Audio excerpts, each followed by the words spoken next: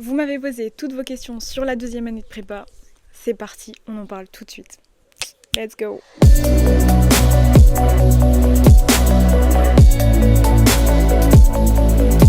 La première question, c'est que faire pendant les vacances d'été quand on passe en deuxième année?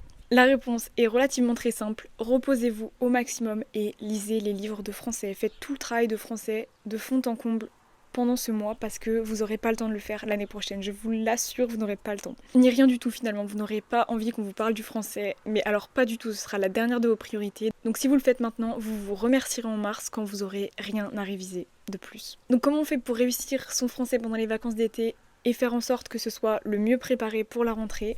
On va voir déjà mes vidéos, comment on annote un livre de français, comment on se prépare en français. J'ai plein de vidéos faites sur le français, donc n'hésitez pas à aller les voir, c'est super important. Allez voir le compte TikTok qui vous parle de plein de choses sur les œuvres au programme. Cette année, c'est Expérience de la nature pour 2025, donc on parle de Canguilhem, de Marlena Haushofer, des citations, etc. Après, également, comment on se prépare à l'année de spé. On se prépare pour l'anglais aussi. Les matières littéraires pendant l'été, vraiment, c'est la base. Si vous êtes bon, tant mieux pour vous. Si vous n'êtes pas bon, c'est votre moment. Surtout, ne vous en privez pas parce que ce sera des points en or, sachez-le. Vous allez être admissible à des concours comparé à d'autres personnes dans votre classe parce que vous aurez fait l'effort de travailler en français et en anglais. Après, si on parle plus brièvement des matières scientifiques, on peut dire que vous allez arriver à la rentrée de septembre avec des choses différentes. On avait recommencé par l'électricité, donc on avait revu tout ça et notre professeur nous avait envoyé un DM les 2 dernières semaines des vacances pour nous préparer, on va dire, à la rentrée. Mais si je parlerais de la physique, je dirais que le chapitre le plus important à réviser, ce serait le chapitre sur la diffraction et les ondes, puisque vous allez en revoir et ce sera plus ou moins la même chose. Donc si vous le connaissez déjà, franchement, ça vous avantagera. Parce que les autres choses, vous allez voir des nouveaux trucs. Par exemple, si je repense à la thermo de sup, vous n'allez pas la revoir jusqu'au concours normalement, donc vous aurez le temps de la revoir pendant l'année en fait. C'est pas le moment de revoir pendant les vacances d'été. Pour les maths, je sais que nous on avait commencé par les groupes et les anneaux et les idéaux, donc vous pouvez revoir ça, mais ensuite on a tout de suite fait les intégrales, et donc vous pouvez revoir ces 2 chapitres, donc la partie des groupes, des anneaux et les intégrales. Donc ce que vous avez vu en fin d'année. Et ensuite vous verrez les séries, les suites de fonctions, etc. Et donc vous aurez bien le temps de voir arriver les choses et donc ne vous précipitez pas pendant les vacances. Vous pouvez revoir vos lacunes sur la première année, mais on va dire que vous n'avez pas besoin de faire du zèle. Ensuite je fais une aparté pour les MPI puisque j'étais en MPI, donc je pourrais un peu conseiller pour les personnes qui ont du mal en informatique en MP2I. Sachez que c'est pas grave, vous pouvez avoir des notes assez potables au concours, donc c'est-à-dire avoir 9-10, donc environ la moyenne si vous êtes plutôt dans le bas de la classe, comme moi je l'étais. Et je trouvais déjà à ce moment-là que c'était une plutôt bonne performance d'avoir environ 10. Si je repense à mon niveau en sup et que je me dis que j'ai quand même eu 10 à presque tous les concours en info, sauf Amine bien sûr, je me dis que franchement je n'aurais pas cru parce que c'était catastrophique. Mais donc qu'est-ce qu'il y a à réviser pendant les vacances pour l'informatique en MPI? Je vous conseille très fortement de réviser et de recoder les structures de données, donc pile, fil, table de hachage, tableau, liste chaînée, tout. Petit aparté, je mets en alerte les MPI et en fait toutes les filières puisque d'ici quelques temps, on va poster un super projet en informatique qui vous permettra de gagner grave du temps sur toutes vos révisions en informatique pour l'informatique tronc commun et l'informatique de MPI. Donc je vous en dis pas plus, mais restez connectés d'ici la fin du mois d'août-septembre. Je disais donc les structures de données, super important, et les algorithmes des graphes, donc tout ce que vous avez vu, algorithmes des graphes, parcours. Les parcours c'est super important. Si j'avais vraiment, je me détends, si j'avais 2 choses à conseiller, à refaire pour les MPI en informatique, c'est les structures de données et les parcours de graphes et parcours d'arbres binaires. Donc voilà, ça répond à peu près à la question que faire pendant les vacances d'été quand on passe de la sup à la spé. Deuxième question qu'on m'a posée, c'est comment se passe l'année de spé en classe préparatoire scientifique, donc principalement MP, MPI. Donc l'année, elle se déroule en plusieurs cadrans, on va dire. On a le cadran de septembre, octobre, presque novembre, où en fait il se passe pas grand chose, simplement on fait du cours et on avance sur le cours dans chaque matière. On revoit les notions importantes dans toutes les matières. C'est important d'être concentré dès septembre pour pouvoir suivre au mieux l'année de classe prépa.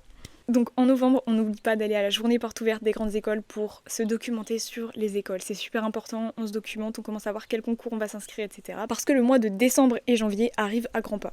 Donc l'importance du mois de décembre, c'est l'inscription au SCUI. SCUI, qu'est-ce que c'est? C'est l'endroit où on va s'inscrire pour les concours. On va choisir le concours qu'on va faire, regarder les prix pour les non-boursiers et les payer. Les payer jusqu'au mois de janvier-février, si je dis pas de bêtises. Donc de choisir si vous allez passer le concours CCINP, Mines Télécom, Mines Pont. Je préviens aussi, pour la 3e question qui est quel est le prix des concours, le prix est assez élevé pour les non-boursiers. Donc voilà, maintenant décembre, janvier sont passés, vous vous êtes inscrit, vous avez votre numéro de candidat, maintenant il vous reste à payer les concours.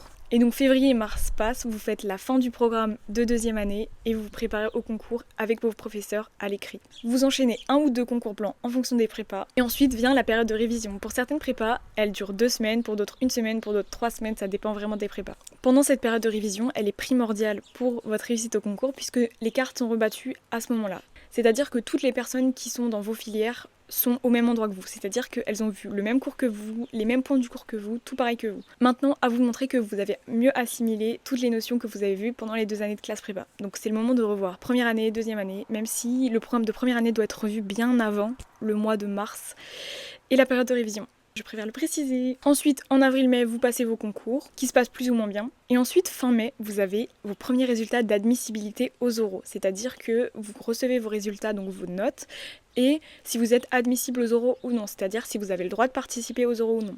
Les oraux, en fonction des concours, s'étaleront entre la mi-juin et la mi-juillet. Donc si on prend CCINP cette année, ça s'est allé du 24 juin jusqu'au 19 juillet quand même. Aparté encore une fois pour les MPI commencent toujours plus tard le concours CCINP. Cette année on commençait seulement le 7 juillet, c'est-à-dire que les MP, PC commençaient le 24 juin et nous on commençait seulement le 7 juillet. Donc tout était réparti entre le 7 juillet et le 19 juillet pour les MPI. Donc maintenant vous savez si vous êtes admissible ou pas, vous arrivez au mois de juin, partons du principe que vous êtes admissible, vous avez vos dates d'oraux pour tous les concours. Si vous êtes admissible à Mines Télécom, par contre, vous pouvez choisir votre date d'oral entre les dates prises par le concours. Et donc, entre juin et juillet, vient le moment où vous devez passer vos oraux à Paris. Donc là aussi, ça va coûter assez cher. Et donc tout ceci amène à la troisième question. Quels sont le prix des concours? Donc je vais faire un bref résumé.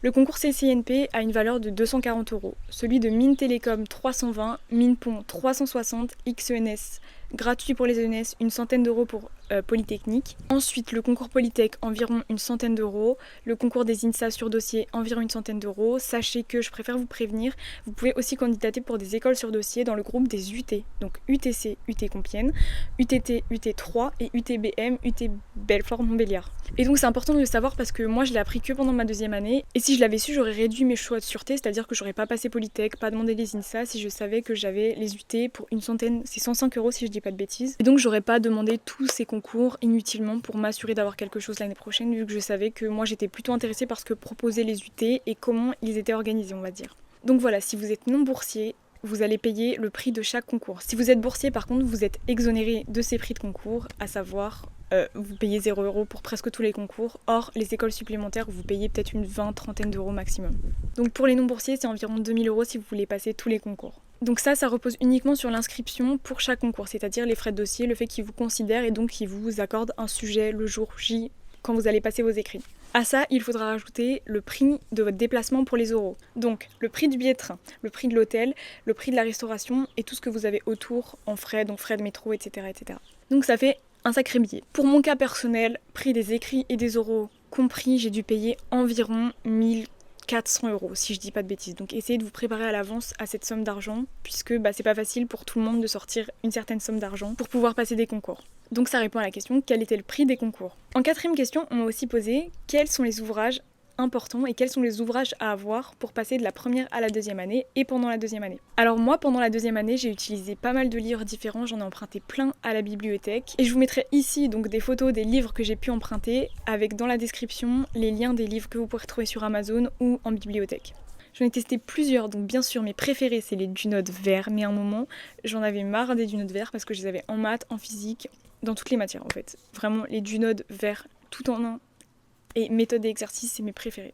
J'ai beaucoup utilisé méthode et exercice au début parce que j'avais du mal à reprendre avec la deuxième année et donc ça m'a permis de me relancer finalement dans la deuxième année. Après j'ai utilisé des livres qui donnaient des noms à des exercices pour pouvoir s'en rappeler, que je remettrai aussi ici. Mais vraiment j'en ai utilisé beaucoup et souvent vous les voyez sur mes réseaux sociaux donc n'hésitez pas à aller voir sur TikTok si vous avez des questions ou vous avez envie d'informations parce que j'ai déjà posté plein de choses donc vous pouvez trouver tout ce que vous voulez sur cette application.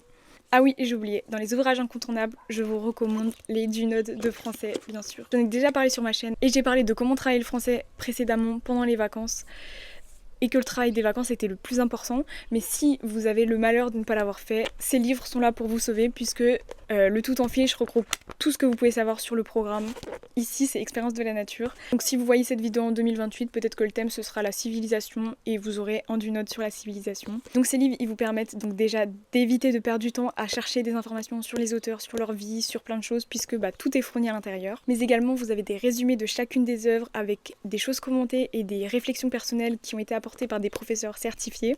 Et donc il y en a deux, le tout en un que moi j'adore et que j'ai beaucoup utilisé pendant ma prépa, et le plus gros qui a plus de contenu. Voilà, c'est le livre de Dunote de la collection J'intègre pour les prépas scientifiques en français. Je vous mettrai un lien aussi pour le retrouver sur Amazon en description. Moi, comme je l'ai dit, mon préféré, celui que j'ai utilisé, c'est Tout en fiche, mais vous pouvez très bien vous servir des deux. Également, en anglais, j'ai utilisé un livre sur 100 chapitres et donc qui regroupe un vocabulaire. C'est un livre de vocabulaire qui regroupe 100 chapitres de la vie, de plein de choses, et qui vous permet d'avoir un vocabulaire très étoffé, donc niveau C1, que je mettrai juste ici aussi. Et maintenant, la cinquième question qui m'a été posée, c'est comment travailler les lettres, donc les matières littéraires, en deuxième année de classe préparatoire. Donc petit aparté, mais vous pouvez retrouver mes vidéos de français sur mon compte et sur ma chaîne directement. Ici, on va principalement aborder pour l'anglais.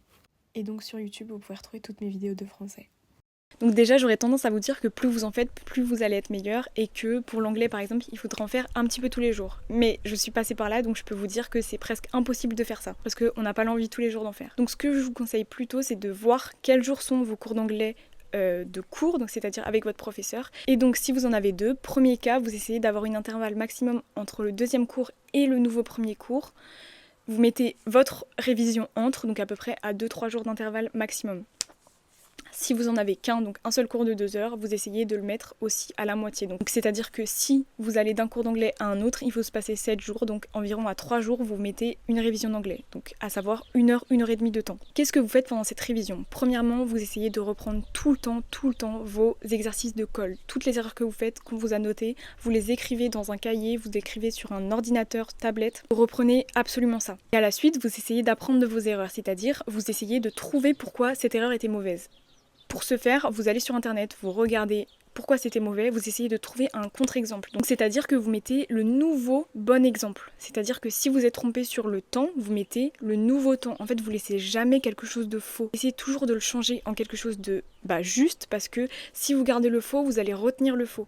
Et par exemple, vous allez utiliser le prétérit à la place du perfect. À la place d'écrire ce que vous avez écrit, en fait, la faute que vous avez écrite, vous écrivez la nouvelle version. C'est-à-dire que maintenant, vous savez que quand vous allez relire cette feuille, vous vous êtes déjà trompé sur la mauvaise version. Et là, vous l'avez déjà corrigée. Donc en fait, ce que vous devez apprendre, c'est la nouvelle version que vous avez écrite.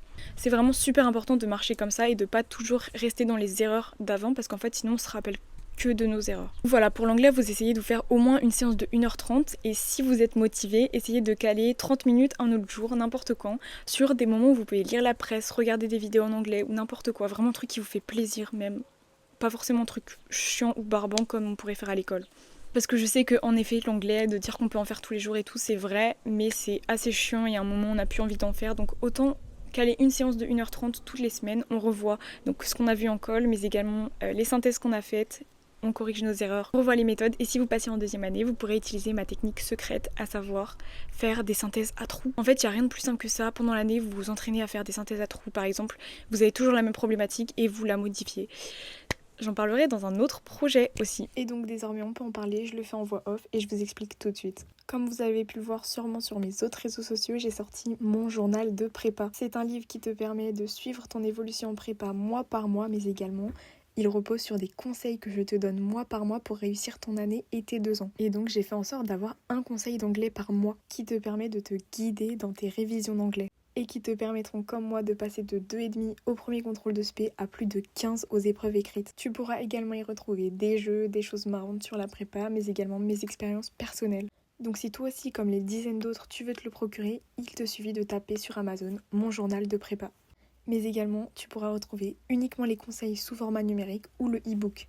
Donc je te mets tout ça en description. Et ça te fera un super souvenir et un super cadeau pour te rappeler de tes 2 ans de prépa, mais également pour t'aider. Alors investis en toi et choisis mon journal de prépa. Donc c'est parti, on reprend la vidéo. Et donc faites des synthèses à trous, vous verrez que vous serez bien meilleur en DS et surtout au concours. Pour le français aussi, je conseille de réviser de temps en temps, mais peut-être pas une fois par semaine non plus, plutôt une fois par mois. Donc à réviser vos exemples du cours, les méthodes de dissertation, les méthodes de résumé, de trouver des accroches et de s'entraîner à faire des plans pour les dissertations. Donc voilà, c'était la FAQ de la deuxième année de prépa sur comment on passe en deuxième année de prépa, mais également tout ce qui se passe en deuxième année. Si vous avez des questions, n'hésitez pas à les poser en commentaire. Et n'hésitez pas à vous abonner pour plus de contenu sur la classe préparatoire. Plein de choses arrivent et restez connectés sur les réseaux sociaux. Je vous mets toutes mes informations en description et à la prochaine. Ciao!